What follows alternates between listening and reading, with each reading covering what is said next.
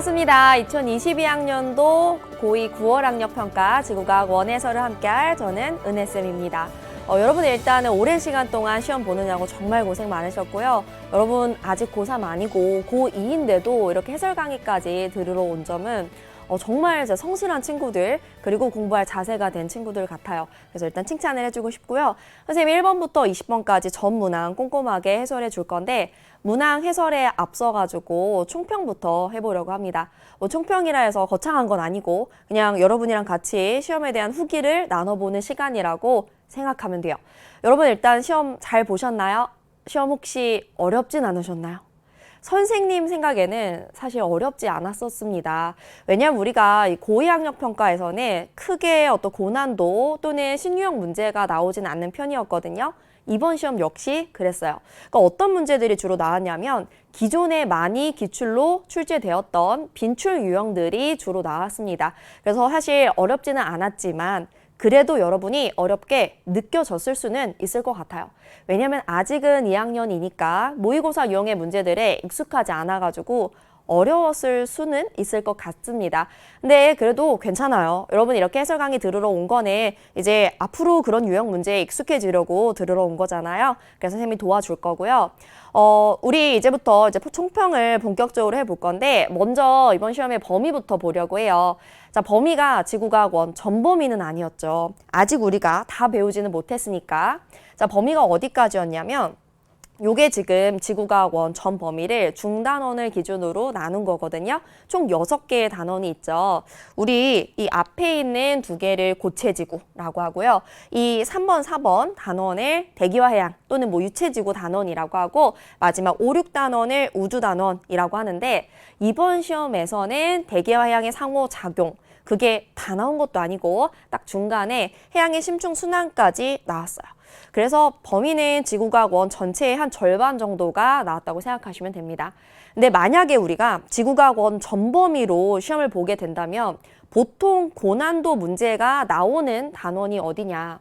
이 대기화양의 상호작용에서 엘니뇨, 라니냐 들어봤죠? 아직 배우지는 않았더라도 아니면 지구 기후변화의 요인 아니면 이 우주 단원에서 별의 물리량 관련해서 계산하는 문제 아니면 우주론 문제 이런 게 보통은 고난도 문제로 나오거든요. 근데 아직은 그 단원들이 포함되지 않았다라는 거 생각해 주시고요.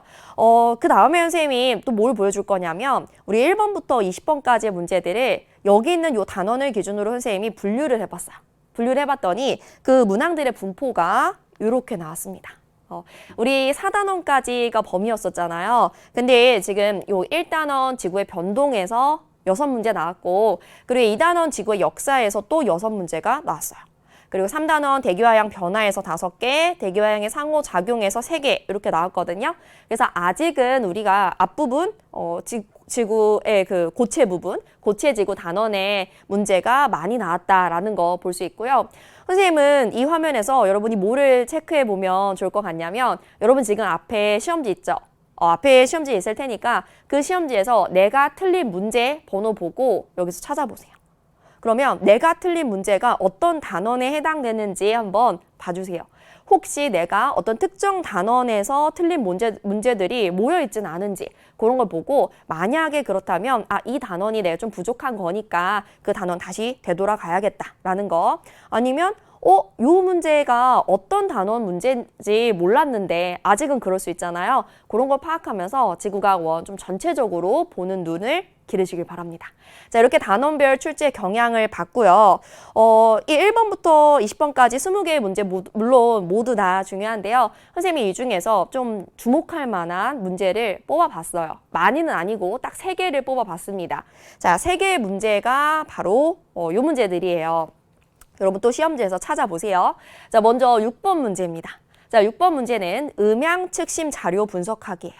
자, 우리가 음양측심법으로 수심을 구할 수 있죠. 그렇게 해서 수심을 구하면 해저 지형을 파악할 수 있습니다. 그래서 요걸 가지고 해령과 해구 비교하는 거 요거 정말 자주 나오는 주제니까 이거 주목할 만하다라고 뽑아봤고요. 그 다음에 이제 11번은 지질 단면도 해석하기인데 이게 되게 단순한 간단해 보이는 단면도인데 오답률이 꽤나 높았거든요. 왜냐면 여기서 우리 역전을 생각해야 되는 문제였었죠. 그래서 역전의 상황 같이 볼 거고 그 다음에 이제 마지막 16번은 온대저기압이에요.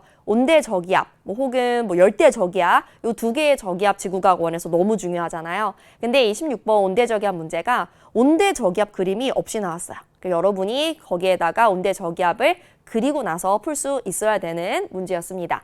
요렇게 세 개는 이따 선생님 풀이할 때 한 번 더 이건 주목할 만하다라고 언급을 해볼게요. 자, 그럼 여기까지 해서 준비한 총평은 끝났는데 이제 그러면 우리가 요 시험 끝나고 앞으로 공부의 방향을 어떻게 잡아야 되는가 잡아드릴게요. 그냥 하던 대로 하시면 됩니다. 왜냐면 아직은 우리는 개념을 완성하는 단계잖아요.